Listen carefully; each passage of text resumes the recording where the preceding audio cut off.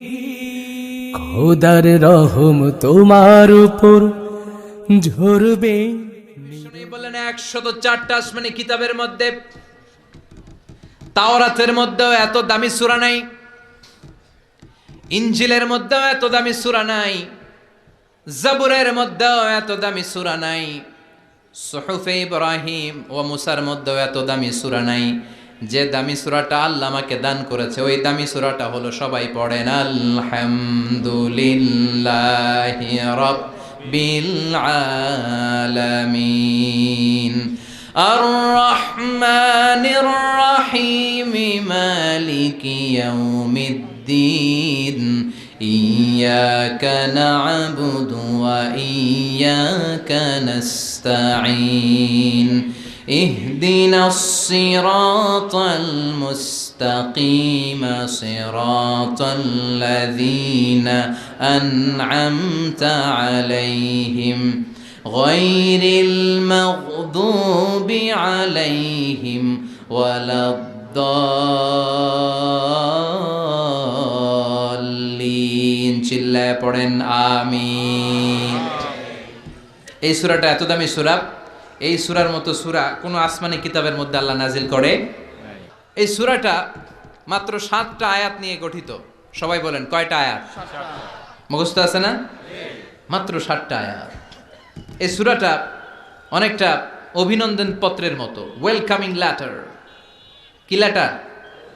Welcoming letter, মানপত্র, অভিনন্দন পত্রের মতো। অনেক সময় আমাদের এলাকায় এমপি মন্ত্রীরা আসে না প্রধান অতিথি হয়ে, তখন আমরা মানপত্র দেই, অভিনন্দন পত্র দেই, ঠিক কিনা? অভিনন্দন পত্রে কমসে কম 3টা অংশ থাকতে হয়। চিৎকার করে বলেন কয়টা? 3টা। প্রথমে থাকতে হয় প্রশংসা। কথা কন। প্রথমে আমরা তার প্রশংসা করি, আপনি সুমহান অতিথি, আপনার মতো মানুষ পৃথিবীতে দ্বিতীয়টা নাই, আপনার চরিত্র ফুলের চেয়েও পবিত্র। আছে না নাই? প্রথমে আমরা তার প্রশংসা করি, উই প্রেইজ হিম, আমরা তার প্রশংসা করি। দ্বিতীয় পর্বে আমরা নিজেদের পরিচয় দেই। আমরা এই হাই স্কুলের কমিটি, আমাদের একটা একাডেমিক ভবন লাগবে, আমরা এই মসজিদের কমিটি, আমরা এই মাহফিলের কমিটি, আমি সভাপতি, উনি সেক্রেটারি, উনি ক্যাশিয়ার, আমাদের পরিচয়টা আমরা দেই।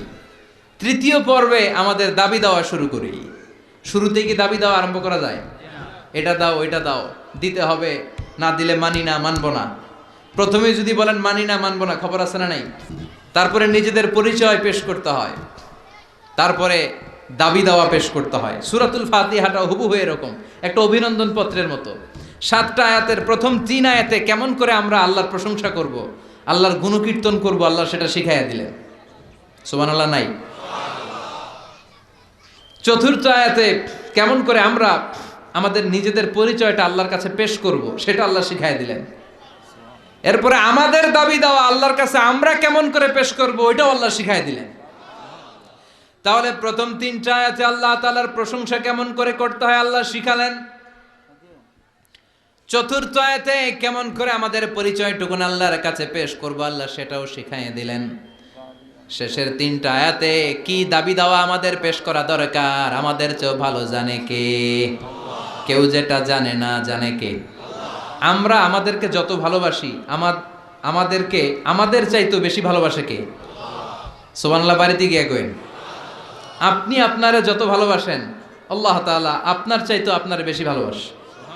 আল্লাহু আকবার। প্রথম 3 আয়াতে প্রশংসা বাণী, চতুর্থ আয়াতে নিজেদের পরিচয়, পঞ্চম, ষষ্ঠ এবং সপ্তম আয়াতে কেমন করে দাবি দাওয়া পেশ করব সব শিখায়া দিলেন কে? এই সূরাতুল ফাতিহা এটা কিন্তু আল্লাহর সাথে আমাদের কনভারসেশন বুঝেন তো, কথোপকথন, ডায়ালগ। আমরা তো গড়গড় করে পড়ে শুধু সামনে আগাই, আসলে পড়াটা এমন নয়। সূরাতুল ফাতিহা যখন পড়ি এই 7টা আয়াত পড়ার সাথে সাথে আল্লাহ তাআলা আমাদের সাথে কথা বলেন। আমরা যখন বলি আলহামদুলিল্লাহি রাব্বিল আলামিন তখন আল্লাহ আমাদের সাথে কথা বলেন। আমরা যখন বলি আর রহমানির রহিম তখনও তিনি কথা বলেন। তার মানে প্রতিটা বাক্যের উত্তর আল্লাহর পক্ষ থেকে আছে না নাই? আমরা যখন পড়ি আলহামদুলিল্লাহি রাব্বিল আলামিন, আল্লাহ ফেরেশতাদের ডেকে বলে হামিদানি আব্দি, নজর করে দেখ আমার বান্দা আমার প্রশংসা শুরু করে দিয়েছে। আল্লাহু আকবার। তোদেরকে বলেছিলাম ইন্নী জাইলুন ফিল আরদি খলিফা, আমি দুনিয়ার বুকে মানুষ বানাবো। তোরা বলেছিলি মানুষ বানিয়ে লাভ নাই, আমরাই তো ভালো, আমরাই তো ভালো। কেন আপনি মানুষ বানাবেন? মানুষ দুনিয়াতে মারামারি করবে, কাটাকাটি করবে, রক্তপাত করবে, কিলাকিলি করবে, হরতাল দিবে। হরতাল আছে না নাই? কিলাকিলি আছে না নাই?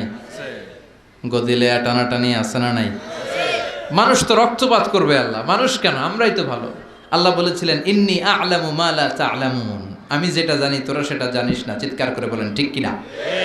তো ফেরেশতাদেরকে দেখানোর জন্য আল্লাহ বলবেন হামিদানি আব্দি, দেখ তোরা মানুষ বানাতে নিষেধ করেছিলি, নজর করে দেখ আমার বান্দা আমার প্রশংসা গাওয়া শুরু করে দিয়েছে।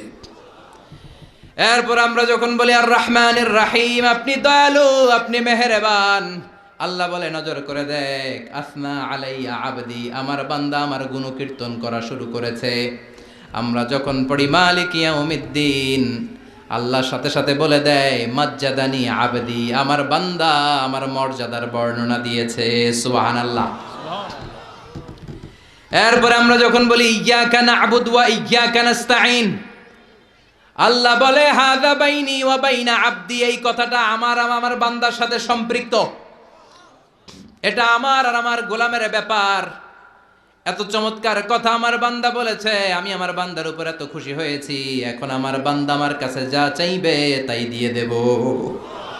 এভাবে কনভারসেশন হয়। আমরাও বলি, আল্লাহও বলে। আমরা বলি উনি শোনেন, উনি বললে আমরা শুনি। এরকম একটা ফিলিংস আমাদের অন্তরের ভেতরে থাকার দরকার আছে না নাই? 7টা বাক্য, শুধুমাত্র কেবলমাত্র কয়টা বাক্য? চিল্লায় বলেন। সালাতের মধ্যে আমাদের অনেকের মনোযোগ থাকে না, এরকম একটা অভিযোগ অনেকের আছে না নাই? যে হুজুর অনেক চেষ্টা করে মনটারে ধরে রাখতে পারি না, মন একবার এদিকে যায়, আরেকবার ওদিকে যায়, একবার ডানে একটা বায়ে। মনকে আরবিতে বলে কলব। চিল্লায় বলেন মনকে আরবিতে কি বলে? কলব শব্দের অর্থ হচ্ছে নাড়াচাড়া করে, যেটা পরিবর্তন হয়। পৃথিবীতে সবচাইতে নাড়াচাড়া করে যে জিনিসটা এদিকে দিকে ছোটে, ওটা হচ্ছে মন। ওটা কি? পাগল মোহন, মোহন রে মন কেন এত কথা বলে। কত কথা কয় এই মন, কত দিকে যায় এই মন। এখন আমার মন আছে এখানে, একটু পরে ছুটছে ঢাকা, এরপরে সৌদি, এরপরে আমেরিকা। পাসপোর্ট ভিসা কিছু লাগছে?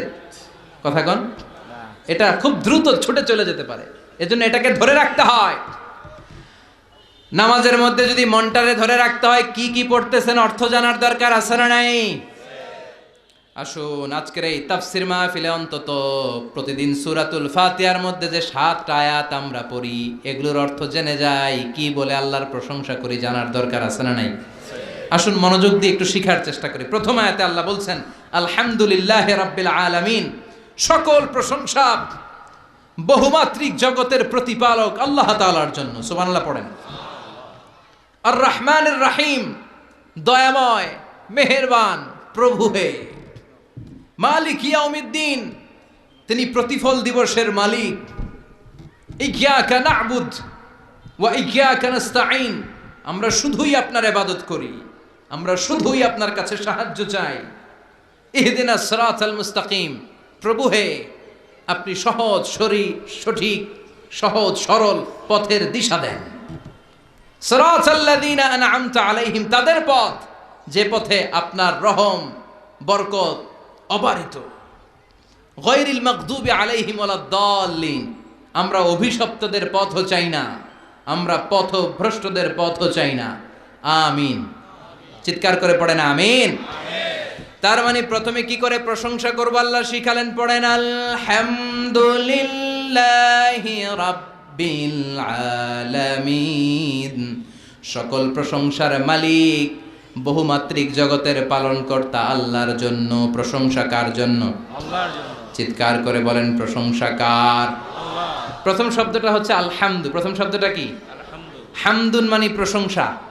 আওয়াজ করে জবাব দিতে হবে মুসলমান, হামদুন মানে কি? প্রশংসা। প্রশংসার মালিক কে? আল্লাহ। এক সাহাবী নিজ থেকে মনে মনে নিজের ইচ্ছায় ভেতর থেকে আল্লাহর 4টা তাসবিহ বানায় ফেলছে। ওই 4টা তাসবির প্রথম তাসবিহটা ছিল এই হামদ শব্দ থেকে নেয়া, মানে হামদান মানে কি? কাসীরান তাইয়িবান মুবারাকান ফি। বিশ্বনবী নামাজ পড়াচ্ছেন, রুকু থেকে উঠলেন, সামি আল্লাহু লিমান হামিদা, পেছন থেকে সাহাবারা পড়ল রব্বানা। আরেকজন সাহাবী অতিরিক্ত বাড়িয়ে পড়ল হামদান কাসীরান তাইয়িবান মুবারাকান ফি। 4টা তাসবিহ বাড়িয়ে পড়েছে, চিৎকার করে বলতে হবে কয়টা? এই 4টা তাসবিহ কিন্তু বিশ্বনবী ওই সাহাবারে শিখায় নাই। নামাজ শেষ, বিশ্বনবী বললেন, আমি যখন রুকু থেকে দাঁড়িয়ে বলেছি সামি আল্লাহু লিমান হামিদা, তোমরা ফিসফিস করে পড়েছো রব্বানা ওয়ালাকাল হামদ, খুব ভালো, কিন্তু কে যেন ফিসফিস করে অতিরিক্ত পড়েছো হামদান কাসীরান তাইয়িবান মুবারাকান। সবাই পড়েন হামদান কাসীরান তাইয়িবান মুবারাকান। আওয়াজ করে পড়েন। 1 নাম্বারটা কি? 2 নাম্বার, 3 নাম্বার, 4 নাম্বার? আবার বলেন। বিশ্বনবী বললেন, এই 4টা তাসবিহ যে তুমি পড়ছো কই পাইছো? মিন আইনা ওয়াজাদতা হাযিহি তাসবিহাত, এই তাসবিহগুলো কই পেয়েছো? আমি তো শিখাই নাই। কে পড়েছো এই তাসবিহটা? দাঁড়াও। কেউ দাঁড়ায় না, ডানে বায়ে সামনে পেছনে কেউ দাঁড়ায় না। বিশ্বনবী অভয় দিলেন, বললেন, আমি কিছু বলবো না, কে পড়েছো দাঁড়াও। এক সাহাবী দাঁড়িয়ে বলল, ইয়া রাসূলুল্লাহ, আমি পড়েছি, আমাকে মাফ করে দেন। সুবহানাল্লাহ পড়ো। বিশ্বনবী বললেন, কেন পড়লি? আমি তো শিখাই নাই। সাহাবী বলে, নবী, আল্লাহর প্রশংসা আমার কম কম করলে ভালো লাগে না, আমার করতে মন চায় বেশি বেশি, এজন্য আমি বানাইছি। এটা আমি কি করছি? বানিয়েছি। I fabricated from my own, আমি আমার থেকে বানিয়েছি। ও নবী, আপনি তো শিখান নাই, আবু বকরও শিখায় নাই, ওমরে ফারুকও শিখায় নাই, দুনিয়ার কেউ এই 4টা তাসবিহ আমারে শিখায় নাই। আমি আমার নিজ থেকেই 4টা তাসবিহ বাড়িয়েছি, কারণ কম কম তাসবিহ পড়লে আমার পোষায় না, পড়তে হয় বেশি বেশি। বিশ্বনবী বললেন, সাহাবী, ভয় পাস নে, চিন্তা করিস নে, তুই যে 4টা তাসবিহ অতিরিক্ত বানিয়ে পড়েছিস, তোর এই 4টা তাসবিহতে যে সওয়াব হয়েছে, এই সওয়াবগুলোকে নিয়ে বিদউ ওয়া সালাসুনা মালাইকা, 30-এরও বেশি ফেরেশতা এই 4টা তাসবিহর সওয়াবটা 30 জনেরও বেশি ফেরেশতা কে কার আগে আল্লাহর আরশে পৌঁছে দিবে, এটা নিয়ে ফেরেশতারা আকাশে প্রতিযোগিতা করছিল। এজন্য সবসময় প্রশংসা করতে হবে একজনের। চিৎকার করে বলেন, তিনি কে? আজীবন যদি প্রশংসা করি, আল্লাহর প্রশংসা করে শেষ করা যাবে? কথা বলেন, আরো জোরে বলেন। খোদার রহম তোমার উপর ঝরবে